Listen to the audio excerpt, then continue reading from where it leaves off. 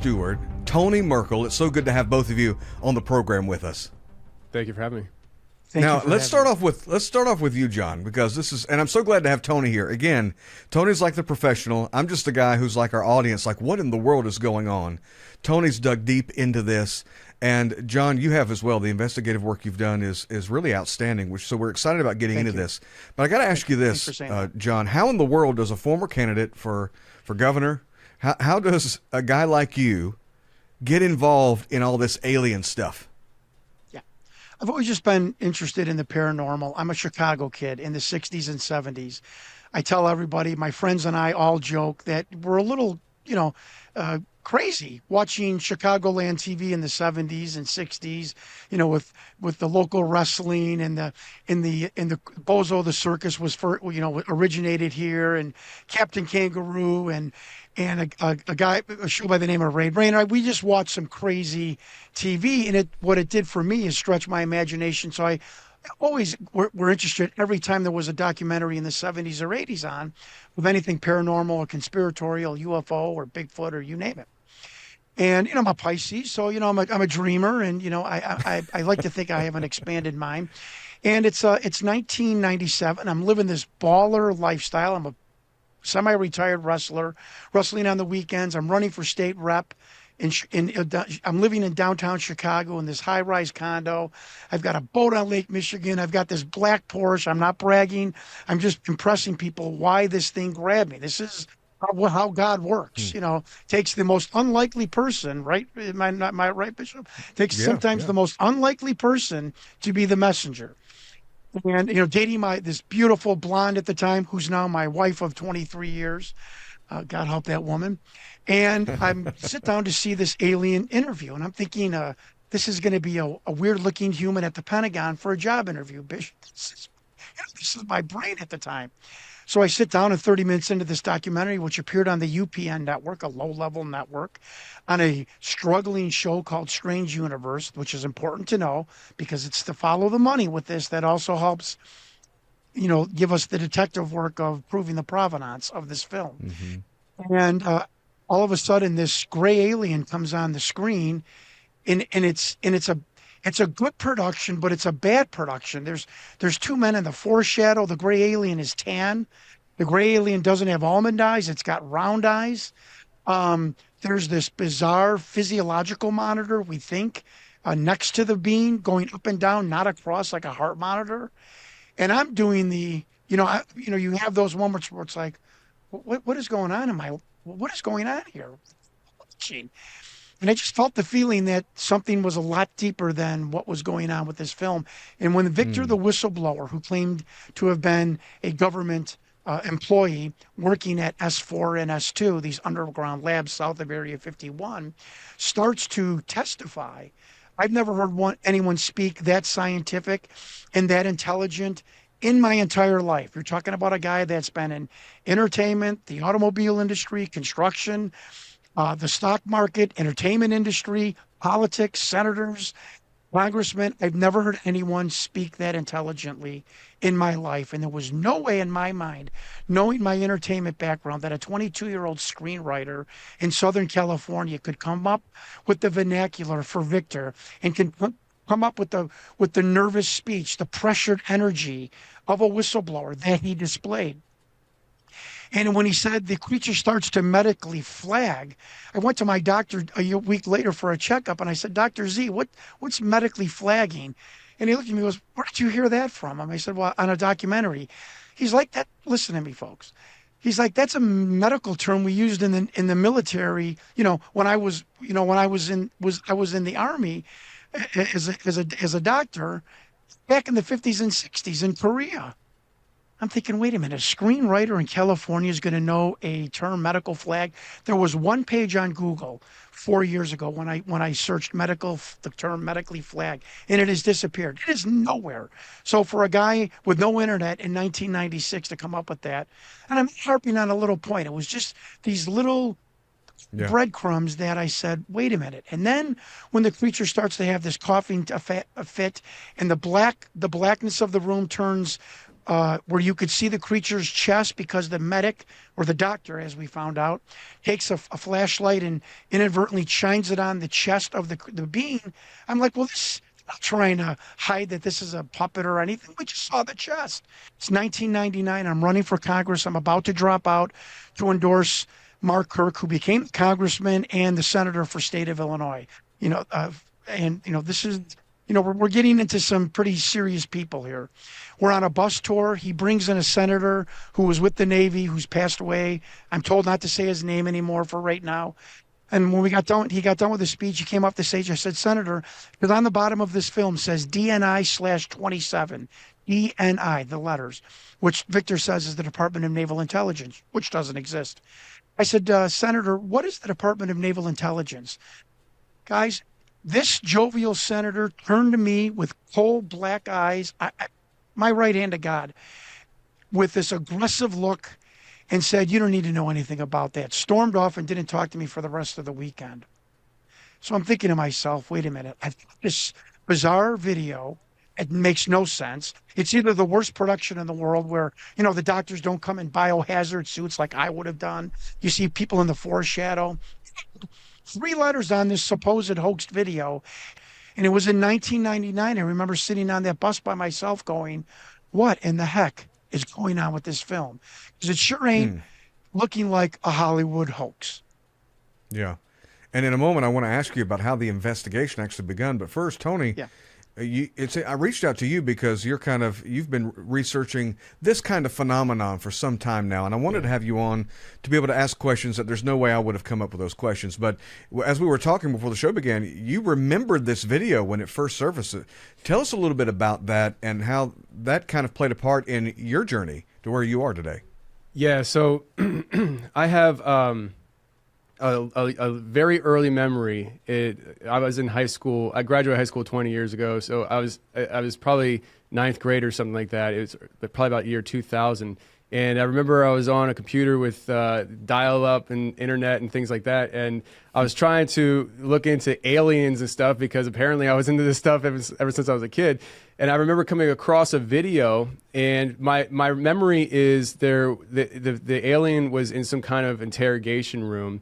And I remember watching this video and it striking me how real it was. As a kid, that's how I perceived it.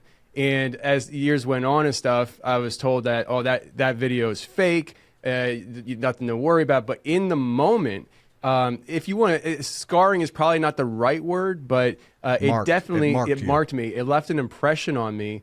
I'm so glad. I don't mean to interrupt. Thank you for saying that. That's the line. You're right. It marked me. So I'm sorry for interrupting. Thank you. No. Yeah. You're absolutely fine.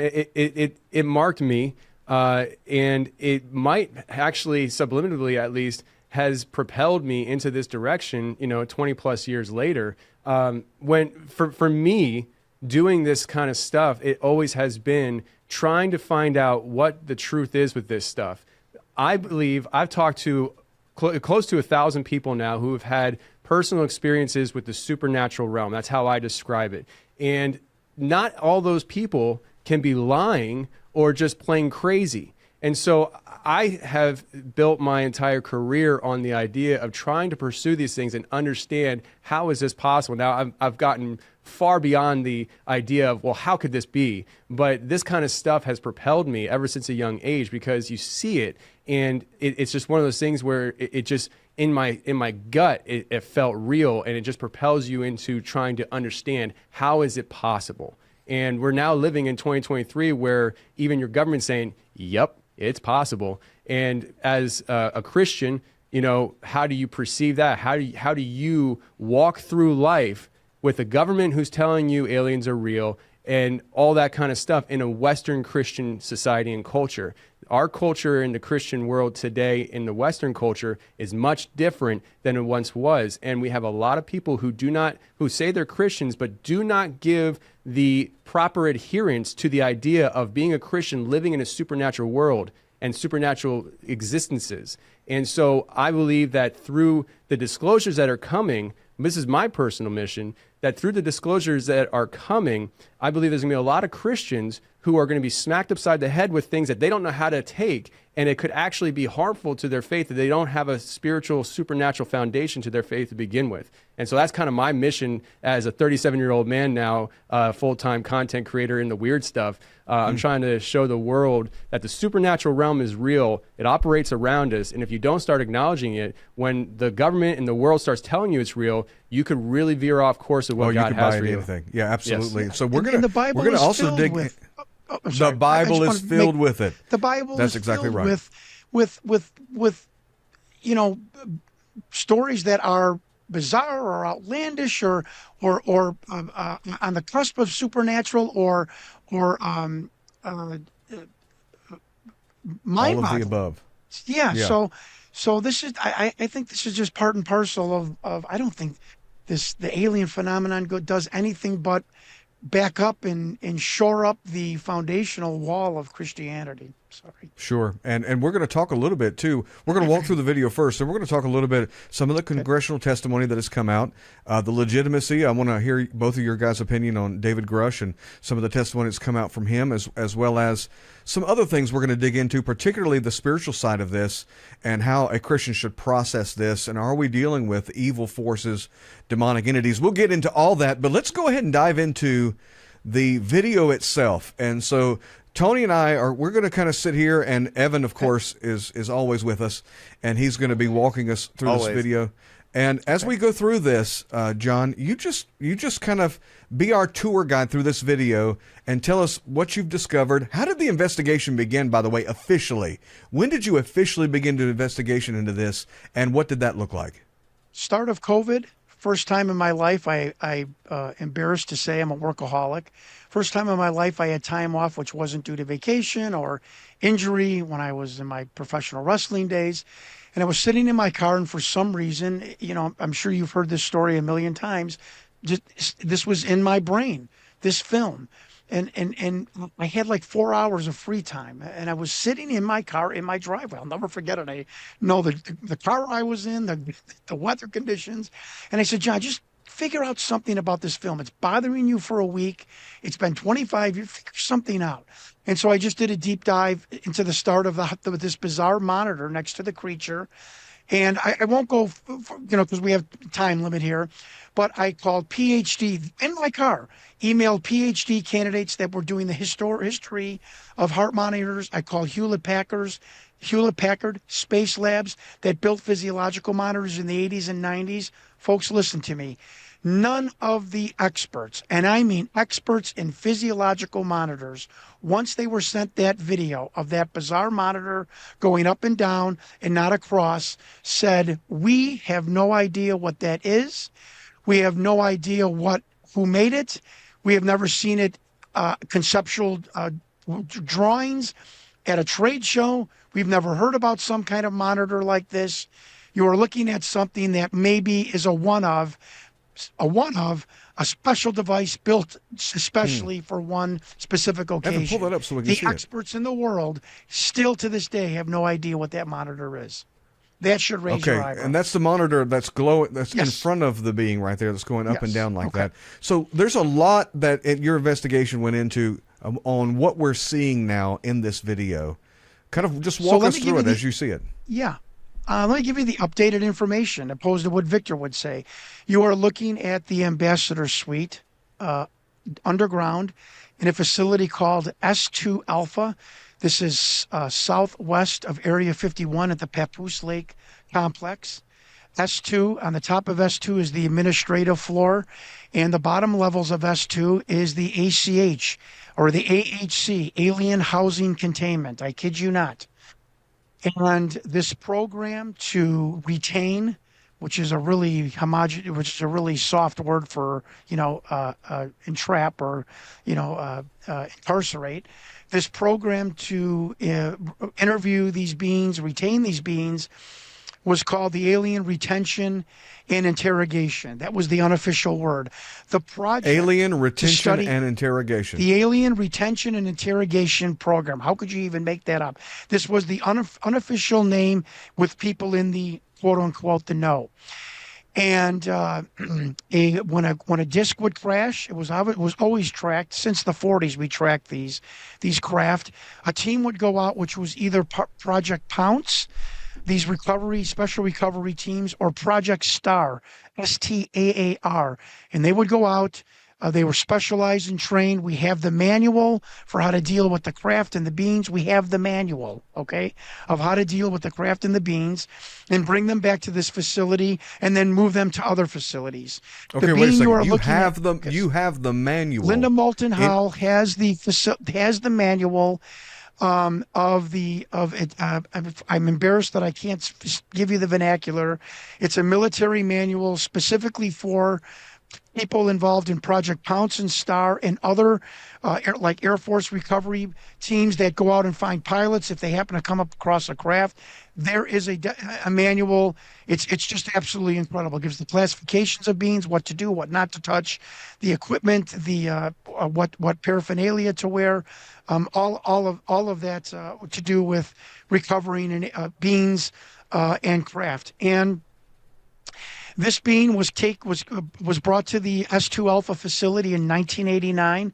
It lived just shortly after this interview. This interview was not from January, as Victor said. This interview happened at April 22nd, 1999. It is considered a gray, but it's called an other gray. It is a haploid.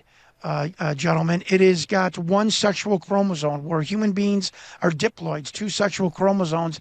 This being we're looking at only carried one set of chromosomes. It was a male. It does have a sexual appendage that does protrude during sexual reproduction. I do not have the number of this eben when it came into the facility. As you can see now, it's in some sort of respiratory breathing situation. It's coughing up fluid. They are shining the light not directly into eyes, but to look for hemorrhaging in the ocular cavities and the nasal cavity of this being. The two medics who are tending to this being, I have the names. They are doctors. The doctor on the bean's right to our left died in California as an old man.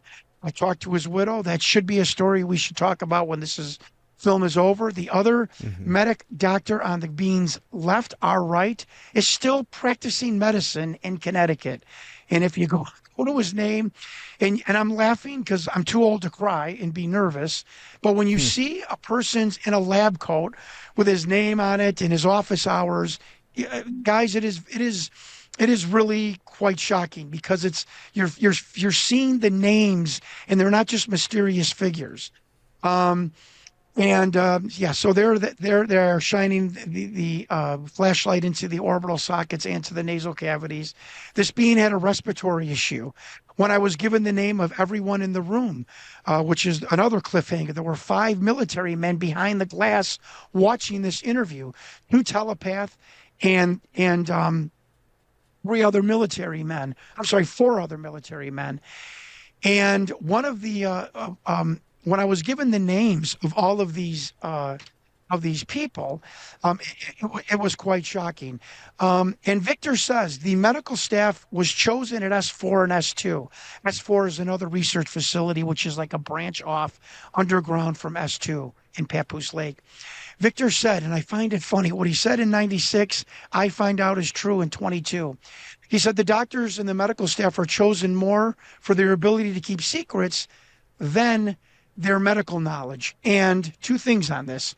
So I get the name of the medic to the alien's right. I get his widow. I call her. One thing that has happened for the 5 years in the investigation, I want to make note, no one has ever hung up on me, has laughed at me, or has told me I was crazy. Hollywood, witnesses, military. Make sure you remember that.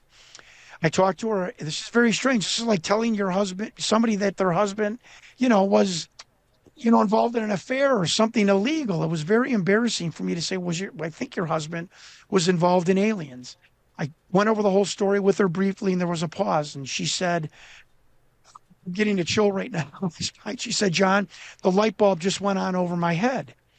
And I went, well, why is that? She's like, well, the whole time I was married to him, and I won't give his name. He had a nickname. He never, ever, ever talked about his time in the Army Medical Corps. I never mentioned Army Medical Corps, but that was on the internal document that I was given from the Defense Intelligence Agency, who run the Alien Retention and Interrogation Program, still to this day. She said, John, when we would go out with our friends groups, and they were veterans from Korea and World War II and Vietnam, they all had funny, amusing stories about their drill sergeants or boot camp. My husband would stay silent for years. And people would ask me on the side, why is, and I won't give his name, does he never talk about his time in the military? What did he do? What did he see? Remember, Victor, their ability to keep secrets. And she said, John, you have just now solved a 20-year mystery for me, why my husband never talked about his time in the Army Medical Corps. And I appreciate you calling me. Please send me the video clip that you are going to send me. I want to give you the name of my daughter. She lives in south suburbs of Chicago. She gave me her name. Not like, don't call me again, you're an idiot. It was, like you're part of the family almost. And someone telling me who's 80 years old that I've solved a family secret is pretty astounding. One of the other things, there was also a naval captain on that list. I found out he retired a vice admiral. So I said, well, this is a hoax. He was a captain on the list. Look, but he's a vice admiral. My one investigator, Chris Jackson, said, dummy, he retired a vice admiral. This list is from 91. Do you think maybe he was a captain in naval intelligence in 91? And I'm like, oh my God. I emailed him. He emails me back. I email him back. He emails me back. We have this harmonious email relationship, gentlemen, to the fact that I was going to fly to Virginia to ask him to go out for lunch or play golf, or I don't know what retired military people do, but this is how informal our conversation was. The minute I sent him the report from the DIA, which had his name as an observer behind this viewing partition, he ghosted me. And I think you both can agree with, when you ghost somebody electronically in 23, that speaks volumes. And, there was another person there from TRW. Again, I thought that was a hoax then. I find out that TRW is one of the right arms of military intelligence, like BlackRock or EG&G, Skunk Works, Lockheed, Boeing. So that kept verifying it. I won't tell you anything about the telepaths. I would like to wait that for the documentary because I don't want this to get into the Da Vinci Code. But as I saw this, one thing still, and I'll stop after this. The one thing I always thought it could be a hoax was, how in the heck in a facility? Now listen to me here. In a facility that weighs you in the nude when you come in and weighs you in the nude when you leave, measures how much food you have eaten for the day. How do you sneak out a roll of film, a microfilm, a thumb drive, a CD-ROM, right? How? And I thought this maybe is going to prove that it's a hoax. Then I see the report. It was like Ocean's 11. It was let out. And the report clearly says when the being was in distress, it was 10 to 2, and the questioning started again. It's like the Department of Naval Intelligence would say, let's wrap for the day. The being's in, distress. And that really bothered me that they continued with the interrogation. But it said after that, the cameraman was escorted off the S2 facility back to the Groom Lake Photo Lab. They didn't call it Area 51, the Groom Lake Photo Lab. 3 days later, they found out that 2 copies were made, and that's why they emblazoned the DNI 27. Please make sure you remember 27. And a second copy was put in a GSA burn bag. I'm telling you verbatim from the Defense Intelligence Agency investigation. I didn't even know what the GSA is. Well, we find out it's the government services. They do laundry. They do garbage cleanup. That's how it left Area 51. It was then collected from that burn bag. They waited 5 years. Victor comes forward to sell this document when him and 2 other people, there was a little cabal that was very upset about the draconian security measures in S2. And this was the cabal that proceeded to get this information out. And that's how it left. It wasn't snuck out between somebody's, in their groin or underneath their tongue. It was let out. And one of the cabal members was able to get it off of Area 51. And 5 years later, it shows up at Rocket Pictures in Southern California. Well, there's a couple of obvious questions then that come, and then Tony, I wanted you to ask some questions as well. If we could pull that video again, Evan, just to address a couple of things that are obvious that we can see in this video. There's some numbers down at the bottom, some letters down at the bottom. I know you've discovered what that is. Can you kind of tell us about that? And here the obvious questions. You'll probably answer all this in one fell swoop. Why is it so dark in there? Or is it behind a glass? It looks like it's behind a glass. What exactly are we seeing here? We are the camera is behind a glass partition with a viewing seating ring, much like a medical surgery gallery or whatnot. There's like I said, there's 5 people behind this glass, and there is a glass partition. And on the left is a military general that I don't want to identify him, and on the right is his aide. And what we found out is there was actually, this is crazy, a conga line of 3-letter agencies down the hallway waiting to get their turn to insert their questions. And this wasn't telepathy. This was thought projection. You would sit down and in your head, you would hear, I know you want to talk about the object in the ocean. So here's what I can tell you. This is what you would hear as the telepath. It was thought projection. The question and the answer was inserted, for lack of a better word, in your head. Department of Naval Intelligence. This is the CIA arm of the Office of Naval Intelligence. How do I know this? Everyone denies this. It's on a pay stub of Bob Lazar. But more importantly, an author who was a naval aviator, I said, Michael, what is the DNI? He said, oh, that's the Department of Naval Intelligence. I said, is it real? He said, no, it's very legit. I said, why can't I Google it? Why can't I walk in its offices? Where's its shingle hanging on the outside in Virginia? And he said, it's very simple. It's an agency, outside the ONI, Office of Naval Intelligence. You'll never find it. I said, how do you know this? Oh, they tried to recruit me before I went to aviator school. This is now he's a professor. He's got 6 kids. He's a teacher, an author. This is not a naval aviator. This is not a liar. The bombshell of this entire thing, and I don't mind getting into it early, is 27. I'm watching a Linda Moulton Howe documentary about a briefing that Ronald Reagan received on aliens in 1980. Above each page of the briefing is 27. I looked at my wife and said, wait a minute, 27's on the bottom of the film. I run to one of my military intelligence sources. I said, what is 27 in regards to the military? He said, oh, that's Yankee White. I'm like, did you mind want to tell me that maybe a year ago? I'm like, what is Yankee White? He said, Yankee White is the designation, the security designation for anyone that briefs the President of the United States. Folks, we're getting serious here. And if you were to be watching this film and you saw 27 there, you better make sure you have the Yankee White clearance. Well, I will reveal one name that was there. His name was Vice Admiral Schaefer, nicknamed Ted Schaefer.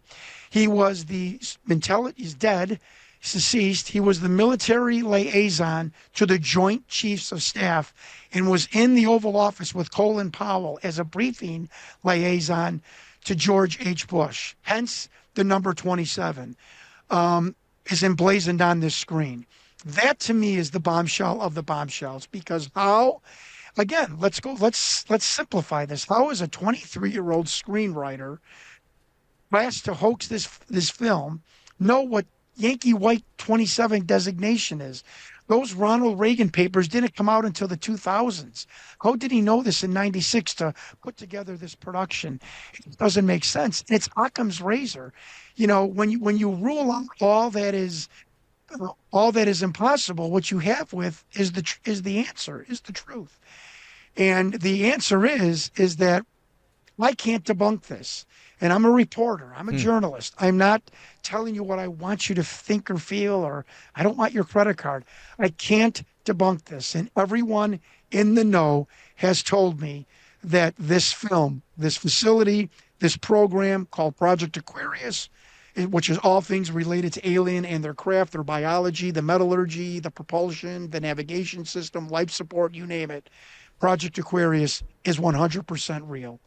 And Wow. Rick Doty, who was a counterintelligence agent who's trying to come clean for the past 25 years because he hates the cover up now, as strange as that sounds.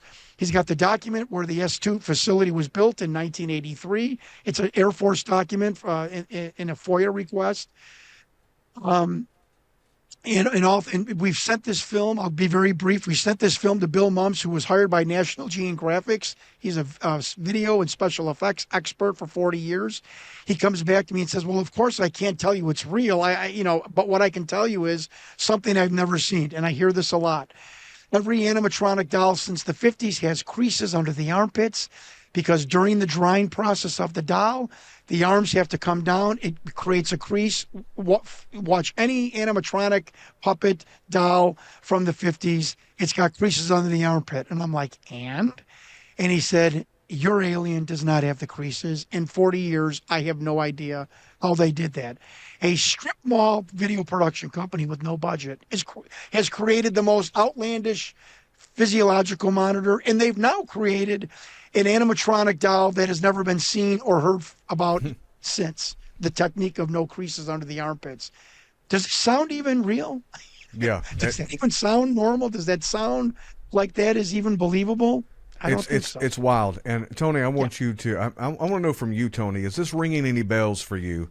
I know there's a lot of things he's saying that you're hearing phrases and words that are very familiar to you, but what are the questions at the top of your mind? Well, he was talking about the thought projection, and that opens up a whole can of worms of things that I dive into, specifically in the last year and a half, 2 years. Now, there's a lot of different aspects to thought projection, human beings being able to do it, which is something that I'm diving into as well. But based off that idea of thought projection, let's put the films aside. You presented a great argument for its authenticity. And there's things that are above my pay grade of being able to figure out to begin with. So, but through your research and talking with people and understanding, what is your thoughts on the idea of these things being from off planet versus the idea of interdimensional? Do you have an idea that it's maybe both, or do you lean one way or the other on that? Yeah, I've got two great anecdotal stories, and I tell everyone, don't forget the film. Listen to my reporting, my investigative anecdotal off stories. They are the linchpin to this case. So I was told an anecdotal story about the thought projection, that it's not perfect. And at one point, a being said to projected to a telepath, "You know where I'm coming from." And the telepath told the military person, he's being like, snarky. He's like, don't you know where I'm coming from? And the being had to, again, put into his brain, "No, do you know where I come from?" Like the planet. So there was that kind of like, I didn't even know what you would call that, like a generation gap is my best guess. And I thought that story was just so obscure for some military insider to tell me that. Number two, I'm at a coffee shop. I love telling this story, and I start in a military person. I take people out for coffee, breakfast, dinner, lunch, because that's how I can break the barrier. People are more apt to talk to you when we're eating, and less formal. And he throws down these pictures of these alien beings, and I see on the bottom P45,000, P31,000, P48,000. I said, "We have 48,000 aliens in captivity, or we've captured?" He said, No. That's 48,000 years into the future. And dramatically, I put my coffee cup down, and I'm like, 45,000 years. What does that mean? He said, "John," and Dr. Greer backs this up from his 500 people that he's interviewed in the military. Apparently, aliens are designated aliens when they come from another star system, another galaxy. But when they have a being that has come from the Earth's lineage, okay, our lineage, from the future, that is designated an extraterrestrial, meaning it came from our DNA, so to speak, our lineage. That was the word used, our lineage. We term these creatures as extraterrestrial. And those are interdimensional. And we've, how many physicists now have to say, yeah, we kind of think, time travel is possible. You can't go back, they think, but you can certainly go forward. And these beings are proof of it. David Grush coughs on his words because he was about to say some are interdimensional. And I am here to tell you that they, from what I have heard, what I have told by the most, trusted sources, that some of these beings, especially the Greys, are interdimensional, and they are from our human lineage. Some come back and I give this example. Who went to the Amazon in the 1800s? Explorers, geologists, cartographers, adventure seekers, paleontologists, biologists, correct? Well, why is that any different than a civilization in another solar system or another universe or from our future? And a lot of these, which I'd like to get into later in the show, is, what are they doing? It seems to be like we saw in the days of Noah. There seems to be this warfare on our DNA, okay? And this intermixing of alien or ET DNA and human DNA. And you can roll your eyes to your listeners and viewers all you want. Now you're but that's in the something Bible. here. In Genesis 6, when the sons of man came down from earth. Well, the sons of man, I'm not going to get into it right now, but the sons of man came down and they lusted after the wicked women of Seth, and they produced this progeny. Well, what are 80% of the female abduction accounts say? The abductions that John Mack from Harvard says are real, that ovum, semen, ovaries are being extracted, they're re-abducted, they're shown this bizarre hybrid child. The aliens want them to interact with the child. I mean, these women are telling that they are being told that they're creating another type of race, human and alien. So that's what we are. That is what I think we are at right now in our world. Since you both have touched on this, Luis Elizondo, who's purportedly a former member of a UAP task force, recently did an interview where he was asked about the origin of these things. And if possible, I want us all to watch this, and I want to get both your reactions to it. So let's take a look at this clip. I remember the conversation very well. This is a person I respected tremendously, very, very senior person. He's told me, he said, Lou, I want you to stop doing this. I said, okay, sir, I certainly can, but may I ask why? And he says, well, we already know what it is. Now, at that moment, I honestly thought maybe it was our own technology. I was running up against some super uber secret sap, and they were telling me to stop. And I said, okay, sir, so it's ours? And he said, no, that's not what I'm saying. And he said, he asked me point blank, have you read your Bible lately? And I wasn't quite sure where he was going with that. And I said, well, sir, I think I know what it says. Where are you going with this? And he said, well, then you would know that these things are demonic and we should not be pursuing them. Yeah. And he wasn't kidding. That's exactly how he felt. So this is a Pentagon. This is a Department of Defense official saying, stop looking at UFOs because they're demonic. Correct. Yeah, it's interesting. As someone who has dealt within demonology for decades now, I've cast out more devils than I can potentially count, being in third world nations and working in extreme conditions. I can tell you that, Tony, you can speak to this, demonic entities lie.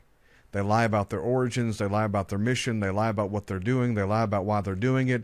The entire purpose is to distract humanity from the one thing that could be the answer to the chains that are binding them, and whether it's through fascination or whatever the case may be. When you hear that, I don't know if you've seen that clip, Tony Merkel. What are your thoughts? Well, it actually lines up with a lot of things that I think after looking into these things. One thing that he said is that he was told it was demonic. And years ago, I think it was probably 2019, I had sat down and interviewed a guy who served in our military, and he actually was part of a special force that was created. After his experience that he shared with me on the show, he was so terrified of even living in our country that he moved halfway across the world, and he lives there today. what he came on my show to talk about was how he and a bunch of scientists, not just him, he was a tech guy. There were some people there that were gunmen. There were scientists. There was a team of people who were, and he to this day will not tell me where it was.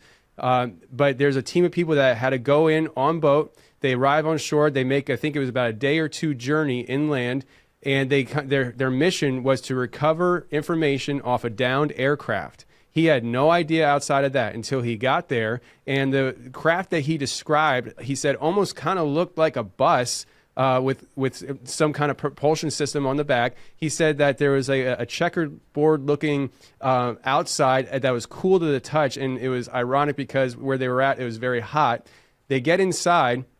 His job is very specific. Retrieve the information off the computer system. He gets in there and he sees information on this screen or whatever it was that he didn't recognize. So he's going through his manual trying to find the language that he's looking at so he can figure out what to do. One of the scientists came over to him that was actually somebody that he worked with before. He was familiar with the person. They said to him, "You're not going to find that language in there." And he kind of looked at him and kind of brushed him. I was like, whatever, man, I got a job to do. So he keeps going and stuff. The scientist doubles down, slams his hand down on the book, and looks him right in the eye and says, "You're not going to find it in there." He said, "What are you talking about?" And he said, "That's a Nokian language." He said, "What's that?" He said, "That's a demon language. Get your stuff together. We need to get out of here." And their mission was to use thermite and destroy the craft, and that's what they did. Well, on top of that story, this is probably about a 2.5, 3 hour interview I did with him. On top of that initial story right there, their journey back to the ship, they experienced time warps into a point where he was actually on the ship and he walked into a room and saw everybody in the room like they were frozen in time. He wasn't frozen in time, but everybody else in the room was. I know this sounds fantastical, but given the state of the world we're living in and what the information is coming out, please open your mind to this. He also is sitting in a briefing room after he gets back. His team gets called into a briefing room, and now remember I told you they experienced some kind of time shifts, time warps on the way back to the ship. They're sitting in front of the commander or whoever is giving the talk and says, "You guys are about to go off the ship and go look for a crew of people who we lost out there." And it became very apparent to him that he was being commissioned to go look for himself. And so there was this weird time loop shift that he was going on. And I have talked to countless of people who've had different types of experiences with this kind of stuff, whether it's within military or their personal lives, interdimensional beings, abductions, things like that. There is a real reality, and I think we all will hit on this, that there is a parallel dimension, at least one, right? And that things do exist in those dimensions. And those things do access this dimension. And when people are having these experiences and stuff, what we're talking about is we're dealing with interdimensional beings. I want to leave it at that because I don't want to go too specific as to identifying it in specific ways, because I think it tends to steer people off course and almost shut down the information. But here's the thing. We're living in a world where we have government agencies coming out, we have government officials coming out, we have whistleblowers coming out saying we're dealing with alien entities. And then other people like Alexandro says he was told it's demonic. That backs up a lot of stuff that I have been told. And to cap it off, because I could go forever, there have been hundreds of documented cases where when people are being abducted by these beings, the abduction stops when they claim the name of Jesus Christ over the situation. That's right. And that in itself should tell you that this is something on a very spiritual level. And people are having these experiences, and I'm going to just wrap it up with this. I believe, as crazy as it sounds, what I just shared with you, that story of that soldier, I believe he found himself on what I'm calling, because I had no other way to call it, the bridge. I believe that people are accidentally, but also some people are doing it on purpose, whether they know how to do it through government officials or whatever, but they're finding themselves on what I call the bridge between this realm and another realm. Yeah. And they're interacting and they're encountering demonic entities there, but not just demonic entities. I do believe that there are remnant of Nephilim and other beings like fallen angels that are existent in these realms, and people are directly interacting with them. Yeah, people who react and say, well, that's just a simple answer, that it's just the devil. It's not a simple answer. It is very complicated when you begin to look at the biblical narrative.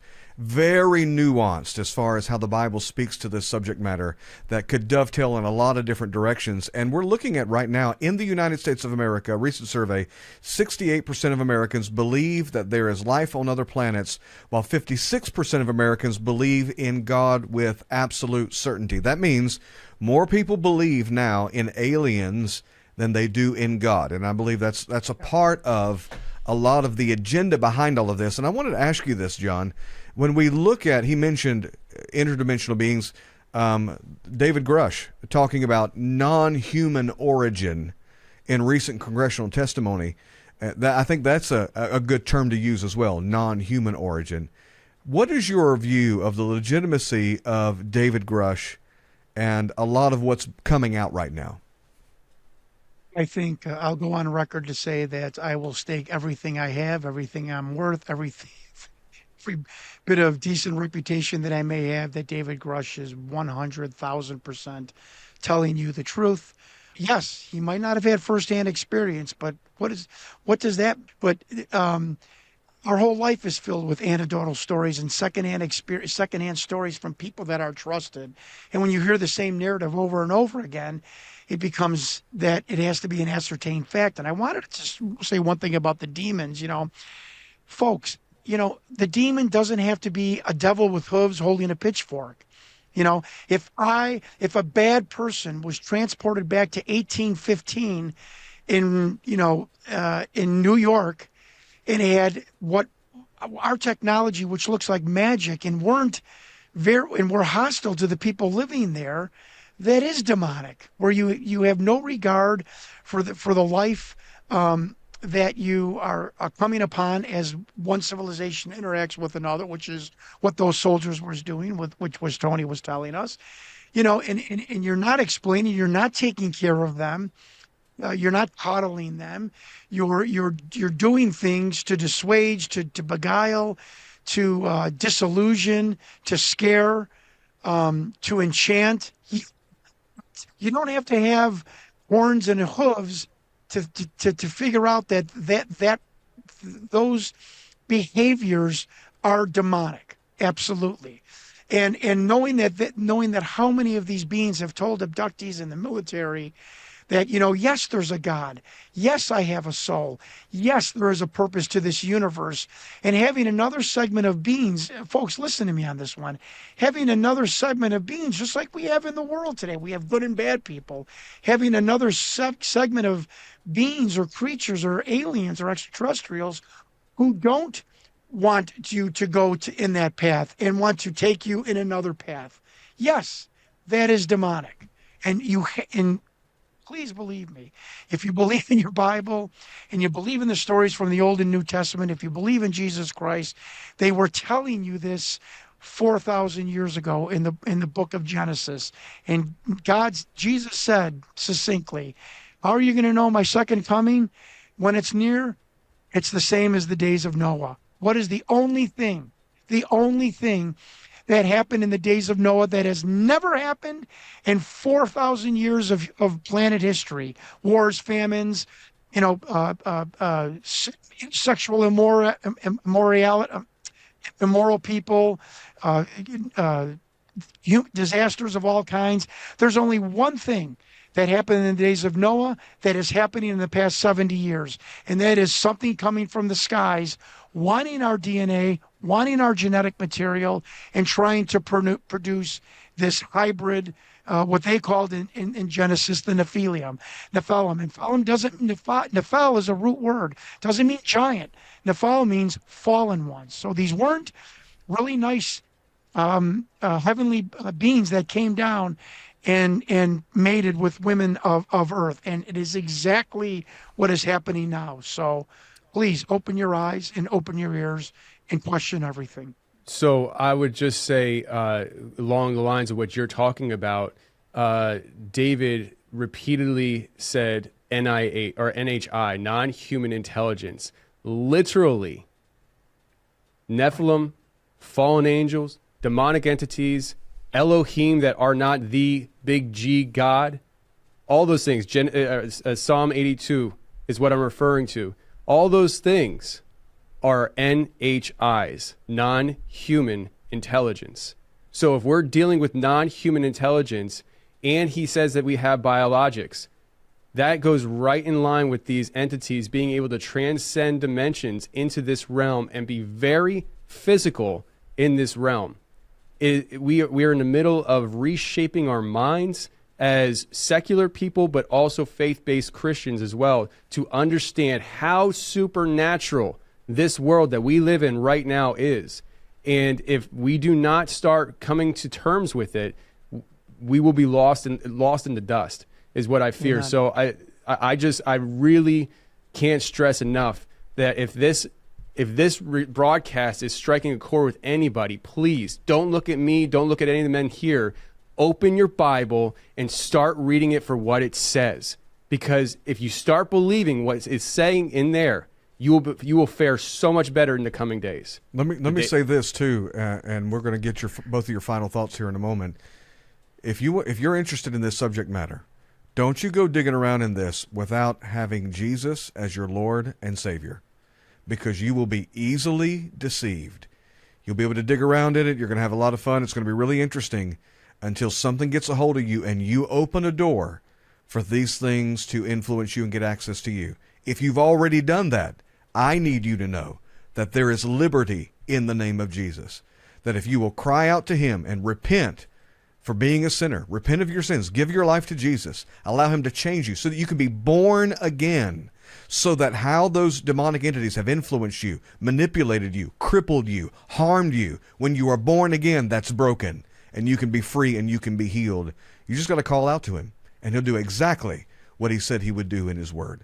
Gentlemen, let's start with John Stewart. Give us your final thoughts. I know you know this video. I know after years of research, you're saying this video is legitimate. And what do you want people to take away from this conversation? I want people to take away my experience. And, most UFO alien tales and journeys and investigations is this doom and gloom. Bishop, I'm looking at you in the camera. I am living my best life. How could that possibly be, studying this crazy, phenomenon? But it is reaffirmed I don't believe in Jesus. I don't believe in him. I follow his teachings. I knew he was real. I know he was a real man that walked this earth. I follow his teachings, and nothing has made me more close to trying to be a better human being, a better Christian, than finding out and looking at what the end result or the other side could be. And yes, that has propelled me so much closer to Jesus Christ and trying to be like him, to follow what he modeled in his life. And I'm the happiest I've ever been. So I'm the happiest I have ever been, and I can look people in the camera and in the eyes and say that. And I know that is because that this journey and investigation, this phenomenon, has propelled me in a great way towards Christianity and towards Jesus Christ. And that's the message, to not be afraid, but to keep your eyes open, to be on guard, to read your Bible, which is every week becoming a archaeological and a history of the world, so to speak, and that there is a light at the end of the tunnel. There is a better life at the end of the tunnel, and that is when you get close to Christ and what his life stood for. And this investigation did that for me, and I'm proud to say that I'm living my best life, and I really am, and I'm grateful. And I took on this weird, bizarre, scary investigation, and thank you for having me on your program, and I certainly hope I can come back and talk at length more. What a fascinating conversation. Really, and we're so thankful for your investigation into this. Tony, what have you thought about this entire conversation? What do you want people to take away from it? The supernatural realm is real. That's my message. I've been preaching for a very long time now, and I'll tell you guys, we're gearing up to see the supernatural realm spill over into this realm, and just know that when that happens, God's going to match the intensity tenfold. Okay, and so God's not just going to sit back and let things happen forever in a sense of just despair. he's going to match that intensity and be on God's side. And I'll tell you how I know this is going to happen. I have been an entrepreneur my entire adult life, and every business I ever started failed until I started doing this stuff. And this is the only thing that I was a tractor trailer driver. I was driving my tractor trailer in Philadelphia, and the Holy Spirit spoke to me and said, you're going to start a podcast. You're going to work alongside of certain people. And it was not on my radar. And I did nothing to start it until the person that God told me I was going to work with, that I had never talked to my entire life, called me out of the blue, and in the first conversation said, I think you'd be a good podcaster. That's what started the ball rolling. God put me here, and I didn't understand why. You were mentioning, John, earlier about being an imperfect vessel. I felt that. It's something I struggled with for the longest time. I was like, God, why me? I'm so imperfect. But for whatever reason, God put me here, and now it's becoming more and more clear. He's been preparing me the last 7 years of me doing this stuff, because the supernatural realm is going to spill over, and he needs people on his team ready to combat the information that's going to be coming out here. And that's what I feel like I've been called to do. And I think that this conversation has geared things in that direction, whether they're physical or interdimensional or both. The reality is it's all super natural. Mm-hmm. And that's what I took away from this conversation. Even to the point that, Tony, you're about to release a movie, aren't you? Indeed, yes. What's the name of this movie, and what's it about? The Shape of Shadows. We just did a premiere. It's going to be on demand here soon. But basically, we went out to a property called Space Wolf Research, which butts up against Skinwalker Ranch, and we spent an entire week out there investigating the phenomenon out there. We caught a lot of things on camera, a lot of UFO activity. And we were even chased by people in mysterious vehicles, and we caught that all on film and stuff. But I mean, I'm sure we could talk about that as far as the aspect of the underground bases out there and the nefarious things that possibly might be connected to such things that we talked about today. It's a really fascinating thing the more you look into these things. But yeah, The Shape of Shadows will be available on demand within the next month or so. We're going to have to continue the conversation with you about that, Tony. How can people get more information about that? They can just hit me up at merkel.media is the website. If they're interested in the film, it's theshapeofshadows.com. It'll be broadcast on demand there when we put it on demand, so you can just keep an eye on those websites. We'll put the link in the description. And John, how can people connect with you if they want to learn more about you? Well, one of the things I love, and I don't say that the other side is wrong for doing it, it's for just as far as me and my investigation and my credibility. I'm not in any social media unless it's to communicate with podcasters. I'd like to give out my email. If people want to send me a well wish or a question, I answer every single email. I'm very good about that. It's JON without the H. My middle name, Alan, ALAN. My last name, Stewart, STEWART, at AOL.com. I know I'm an old guy. I'm still using AOL. And yeah, and just send me an email. I'll bring up and just make it just pertaining to this podcast or the phenomenon, or if anybody else knows anything more, please drop it. In my book, Magdalena, the second Roswell crash, comes out in November, and it'll be on Amazon. So we're excited about that. Amazing. Well, be loving to these gentlemen and let them know that you appreciate them. And all of you remember that Jesus' #1 sign of the last days is deception. And you better believe there's going to be a massive alien UFO deception that takes place. Alien religions are going to be on the rise. And as believers, you better know how to give an answer for the hope that lies within you. And we hope we're providing you with the tools and the resources to do that. Stay in touch with us, and we'll see you next time.